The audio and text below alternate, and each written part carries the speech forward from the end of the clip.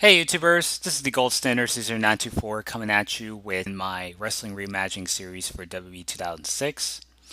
For today's video, I'll be tackling the Raw September pay-per-view event, which will be Unforgiven. Now, this was actually a really great show, one of the few bright spots of WWE pay-per-views, especially in 2006. The show was held in Toronto, Canada, and normally when it comes to WWE events or pro wrestling events in general that take place in Canada, I mean, normally you would get a really hot crowd for the most part. And the pay per view was actually spectacular. Even watching that pay per view again, and there's just a handful of marquee matches that were featured on the card. The main event with Edge defending the belt in his hometown, the WWE Championship against John Cena. You had the women's title match between, I was going to say Mickie James, but she wasn't on the card. But the women's title match between the champion Lita defending the belt against Trish Stratus in what turned out to be Trish's last match as a regular competitor. The handicap Hell in a Cell match with DX taking on the McMahons along with the Big Show. And the opening bout with Johnny Nitro defending the belt against returning Jeff Hardy. So all around, it's just a really fun show overall. Coming into this pay-per-view, even booking this show, I will definitely admit this is going to be really hard to top. There's not going to be a whole lot of gimmick matches. I'm going to do my best and try to book it to the best of my ability and see what I can cook up with. So without further ado, just going to kick things off a notch. And I'll keep this match from the actual card, which will be the Intercontinental title bout between Johnny Nitro defending the belt against Jeff Hardy. Jeff had made his return a little after SummerSlam. For the most part, you have these two high flyers with similar wrestling athleticism, something to get the crowd rolling. And what I'll do differently in terms of the finish of the match, basically what I'm going to have is Jeff Hardy counters one of Johnny Nitro's moves. He nails a bridging German suplex, making an attempt to go for a pinfall. 1, 2, 3. Jeff Hardy is the Intercontinental Champion. The crowd pops. The announcers put it over. And it seemed like, Jeff Hardy did, in fact, win his first pay-per-view match back in WWE. Until Johnny's manager, valet Melina, convinces the referee to replay the footage containing the finish. And with taking under consideration, the referee goes to the ring announcer, with Lillian Garcia, and convincing to reverse the decision. So therefore, what happens here is that Jeff Hardy's shoulders were down at the time that he landed the bridging German suplex, and thus making it seem as though Johnny Nitro pinned Jeff Hardy to retain the Intercontinental title. Jeff Hardy is just completely irate, and Nitro and Melina have already fled out of the ring. Yet Jeff Hardy takes his frustrations out on the referee officiating the match, nails the twist of fate, followed by a swanton bomb. And so Jeff Hardy is just walking out up the aisle in frustration over the fact that he supposedly won the match, but due to some weird circumstances, they reversed the decision. So Nitro's still the Intercontinental Champion. Jeff Hardy is just pissed that he didn't win the title, just really putting a lot of heat on Nitro. At the same time, not necessarily losing any credibility or momentum that Jeff Hardy had, especially since he's just been coming back, but also giving an excuse to continue on with the program between him and Nitro. Then we have in the second match, which will be a six-man tag, the Thrill Seekers, along with Ric Flair, team up to take on the likes of Chris Masters, Lance Cade, and Trevor Murdoch. This is just a match to kind of get these two teams, keep them occupied on the show. I mean, Ric Flair is one of your biggest superstars on the Monday Night Raw brand, so I want to feature him here.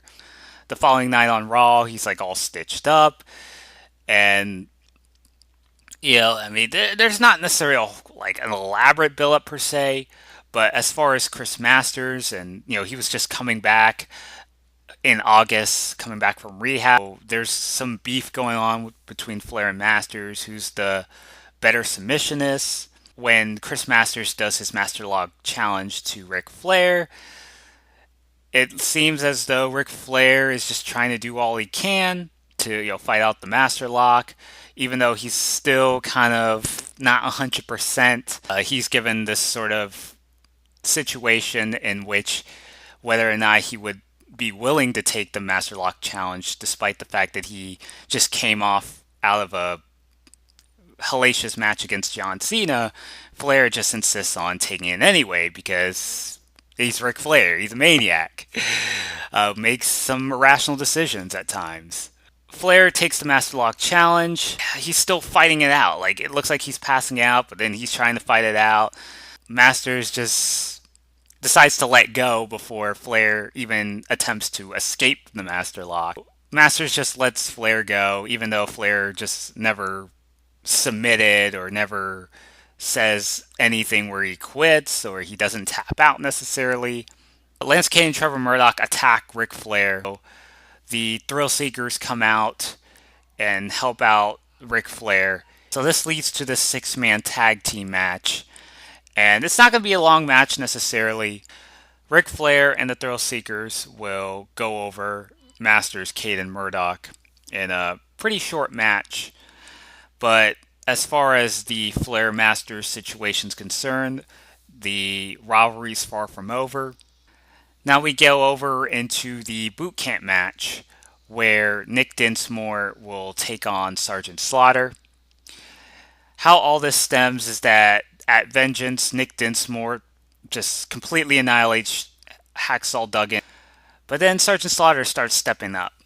And he is not very impressed with the way that Dinsmore has been acting the past several months since showing his true colors. So Slaughter decides to punish Nick Dinsmore as a result of the actions the past several months. And as a result of punishment, he figures why not take Nick Dinsmore over to camp, and thus creating a stipulation being a boot camp match scheduled for Unforgiven.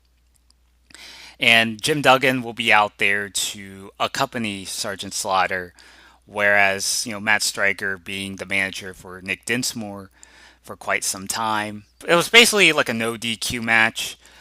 And this is going to be where Nick Dinsmore is going to go over. Even towards the end of the match, we're going to have like Matt Striker try to pull out some handcuffs in a situation where Hacksaw Duggan is unable to help out Sergeant Slaughter, even despite the attempts where Striker is distracting the referee and making sure that Slaughter doesn't have the winning advantage. And so Nick Dinsmore is going to find a way to defeat Slaughter and really try to continue to push Nick Dinsmore under this fresh new persona that hopefully is going to at least give him some direction. Now we have is Shawn Michaels taking on Umaga. DX having lost the World Tag Title belts to Charlie Haas and Shelton Benjamin. They cut a promo the Raw after SummerSlam. They mentioned that they've put up a hell of a fight against Haas and Benjamin. And even despite their efforts, at the end of the day, these two young up-and-comers proved that they were capable of hanging with the best of the best. All of a sudden, Umaga ends up attacking both Shawn Michaels and Triple H, laying both of them out in the middle of the ring. In the following week on Raw, Armando Estrada, being Umaga's manager, he speaks about Umaga's reign of destruction, tearing up the competition since debuting in April, and even demonstrating that he did the same thing at SummerSlam when he annihilated Hulk Hogan. So now that Umaga is continuing his path of destruction by setting his eyes out on the Heartbreak Kid, the showstopper, Shawn Michaels hoping to get some retribution by putting him in this match against the Samoan Savage. And so I would think that would have a really solid match at best, maybe even great. But This is just going to be a way to be like this high profile match of this card that doesn't involve the world title. This match is going to end in a double disqualification. So this will definitely stretch out for the next set of pay-per-views and not necessarily damage Umaga, not make it seem like his winning streak that he's been going through since debuting. So we want to keep that alive. And Shawn Michaels is just coming out of a loss against the world's greatest tag team. So just basically now that Michaels and Triple H aren't the tag champs anymore, this will also resort to them branching out back into singles competition. Now, exactly where is Triple H in this case? Well, you have to stick around as the video goes on because I have a place for Triple H, so I've definitely booked him on this card. Then we have is the World Tag Team Championship belts up for grabs. The World's Greatest Tag Team going in as the champions, taking on the Highlanders. Roddy Piper is going to try and put over Rory and Robbie. Rory and Robbie learned that when it comes to being Highlanders, there can only be one tag team that can make a statement that they are, without question, the world's greatest tag team. So we have the belts up for grabs. Roddy Piper coming out to accompany with the Highlanders. At some point, Piper starts distracting the referee and starts getting involved so many times to the point where the ref escorts Roddy Piper out of the arena. So Haas and Benjamin, along with the Highlanders, are going to continue on with the match until a double team from Haas and Benjamin allows them to successfully walk out of the match, still your World Tag Team Champions. So I think this could be hopefully a pretty solid TV style match. Not too long, but not too short either. Then we get to John Cena taking on Carlito. Basically, Carlito came off of SummerSlam losing the Intercontinental title. Carlito's just feeling a little bit down that that he came up short, and he's going to do all he can to get back up. John Cena comes out, he's just basically ridiculing Carlito. It's that even in the same pay-per-view, Cena just annihilated Ric Flair in that cage match. It's like Carlito, it's like, man, you just don't have what it takes. And even trying to bring up the conflict that Cena and Carlito had even 2 years prior.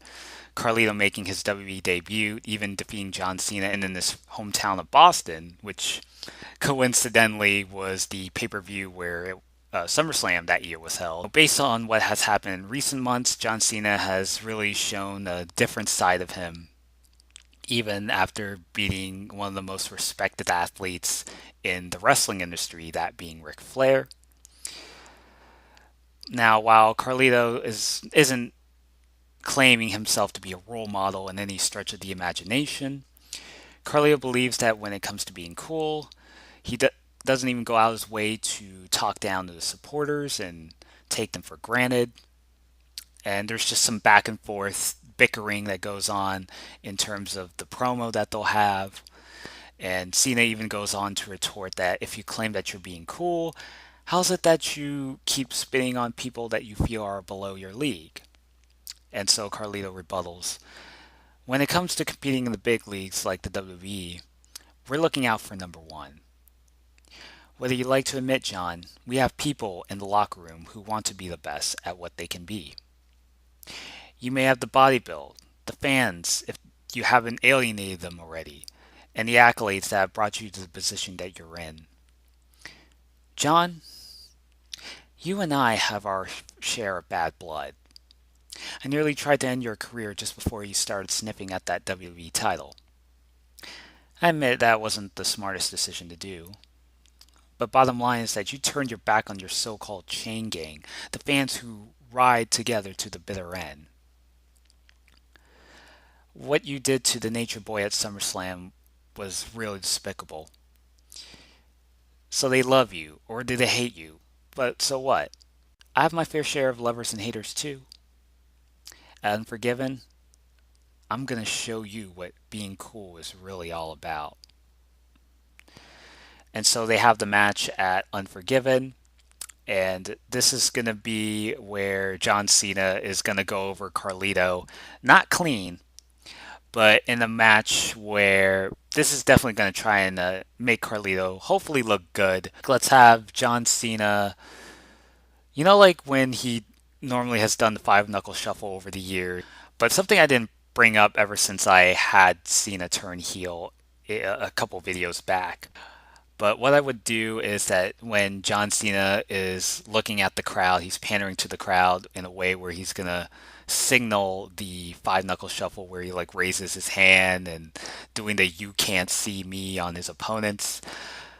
Instead of that, we're gonna have Cena just like back off. Like he's just gonna try and troll the audience because that's really what Cena does have a habit to do in throughout the years. Like when he's just sometimes he'll just troll the crowd. We're gonna do a situation where Cena just looks like he's gonna go for the five knuckle shuffle, but instead of trying to actually pull off the move, he just decides to back off. Cena's going to hit the FU, but Carlito kicks out of it. Carlito makes a comeback of his own. Cena tries to go for STF. Carlito's just trying his best not to tap. He manages to get the ropes. Referee insists Cena to break the hold. And then there would be, I want to say, a spot where Carlito goes for a crossbody. And normally when John Cena counters that, he would automatically go for the FU, but instead, Carlito, when he nails that crossbody, Cena's gonna roll over and basically covering him with a small package using the tights on Carlito, going over Carlito in a very screwy finish of sorts. So Carlito's just really pissed off about this. Cena steals a victory, trying to use Carlito's tactics against him. We will get to the last two matches, and this is actually going to be something a little bit different for what WWE tends to do with the triple threat matches. Is that normally they would have one fall to a finish. It's like you don't necessarily have to pin the champion, but if you pin one of your two opponents, you automatically win the match overall. But in this case, this is going to be a triple threat elimination match for the Women's Championship. Mickie James going in as the Women's Champion, taking on Trish Stratus and Lita. And basically, what will happen is that ever since she won the belt at WrestleMania 22, that she's been holding that belt for quite some time. And even Mickie would come out cutting a promo saying that she is, without a doubt, the best female athlete to grace a WWE ring. However, Lita begs to differ, reminding Mickie that she is a multi-time women's champion and has the intention of proving to Mickie otherwise, that she is the alpha female that this women's division has graced upon. Meanwhile, Trish Stratus has history with both women, especially with the rivalry with Lita over the years. And she lets it be known that Unforgiven is Trish's home country of Canada, using that excuse as a way to contend for that championship. Vince McMahon comes out to sanction a number one contenders match between Lita and Trish, with the champion Mickie James serving as the special guest referee. The catch is that if Mickie fails to officiate the match properly, then she would be stripped of the title.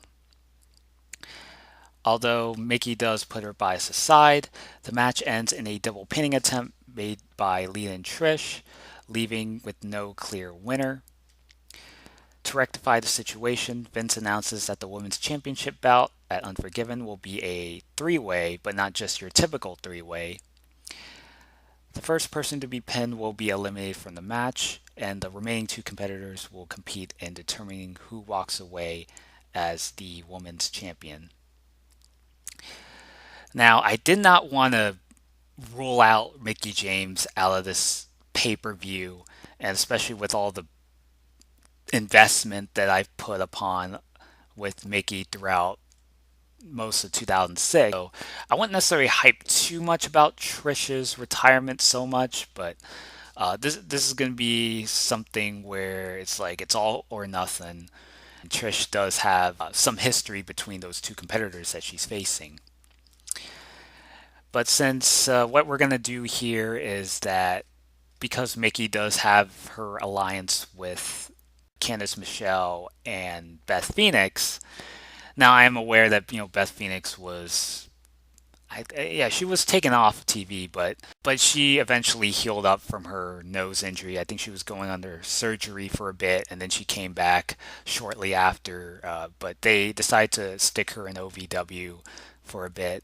I'm gonna keep Beth Phoenix on the show, even if she doesn't wrestle. But I want to, keep her importance. Mickie is gonna be the first one eliminated thanks to some distraction. Even earlier in the pay-per-view, just prior to the match, where Candice and Beth tried to talk into Mickie into trying to help Mickie out in the match, but Mickie just turns him down. It's like, I can do this on my own. I'm the women's champion. I don't need to rely on you guys this time around to fight my own battles. But thank you anyways, but I can do this. And so, even despite listening to Mickie, they just refuse anyway. So, Mickie is the first competitor eliminated in that women's title three-way, which boils down to Lita and Trish. And they go at it just like they did. So, Trish is going to win the women's title bout here. This was actually a really tough decision to make.